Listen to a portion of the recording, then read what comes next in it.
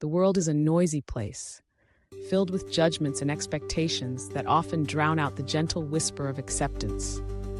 I remember a time when I felt the weight of those judgments pressing down on me, making me question my worth and my place in this vast tapestry of humanity. It was during one of those moments of despair that I stumbled upon a verse that would change everything for me. For the Lord sees not as man sees. Man looks on the outward appearance, but the Lord looks on the heart. 1 Samuel 7. This verse struck a chord deep within me. It reminded me that God's acceptance of me isn't based on my flaws, my mistakes, or the superficial measures that the world often uses to define worth. It's rooted in something far deeper: my heart, my intentions, my struggles, and my journey. God sees the real me, the me that is often hidden beneath layers of insecurity and self-doubt.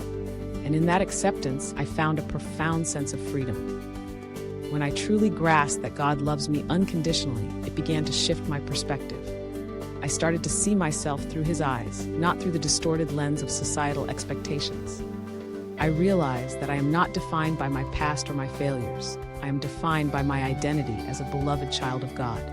And if I am accepted in all my imperfections, how can I not extend that same grace to others? Every day, I encounter people who are struggling, who feel like they don't belong, who are weighed down by their own judgments and the judgments of others.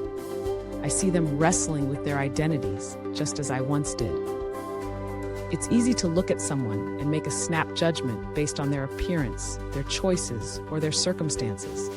But when I remind myself of God's perspective, I can't help but feel a surge of compassion. I see their hearts, their stories, and their struggles. I see them as God sees them, worthy of love and acceptance. This acceptance doesn't mean that I condone every action or agree with every choice. It means that I recognize their humanity, their inherent value, and their potential for growth and change. It means that I can approach them with empathy rather than condemnation. I can listen rather than judge, love rather than criticize. I can be a source of encouragement instead of a voice of doubt.